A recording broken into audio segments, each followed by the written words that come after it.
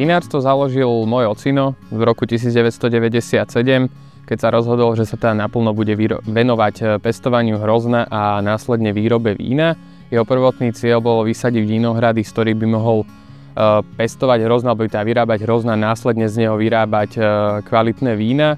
Postupne sme si tento cieľ splnili a naplnili. Od roku 2010 sme plne sebestační a dnes sa staráme o 30 hektárov vlastných rodiacich vinohradov. Tekov je špecificky svojím podložím, vulkanickým podložím, za ktorý vďačíme teda vyhasnutej sopke sitno, a čo nás najviac definuje je teda vysoký obsah tufu a andezitu. Naše vína sú pevné, minerálne, veľmi dobre vydržia, majú výborný archivačný potenciál a sú to vína, ktoré skutočne odrážajú to svoje miesto pôvodu, ten Tekov. Vlajkovou loďou nášho vinárstva v súčasnosti je naše prvé kuve, ktoré sme uviedli na trh 25.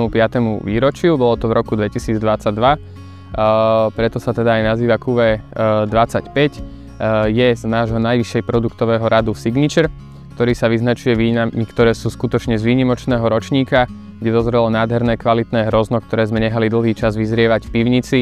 A sú to vína tzv. Bežci na dlhú trať. Sú to vína, ktoré potešia skutočne o pár rokov a sú to vína s archivačným potenciálom. Myslím si, že región Tekov má čo ponúknuť. Nachádza sa tu veľmi veľa zaujímavých vinárstiev. Aj lokálna gastroscéna si myslím, že sa rozrastá a je to veľmi šikovných ľudí, ktorí sa snažia posúvať dopredu a otvárajú nové prevádzky alebo skúšajú nové koncepty. A myslím si, že človek tu skutočne dokáže niečo zažiť.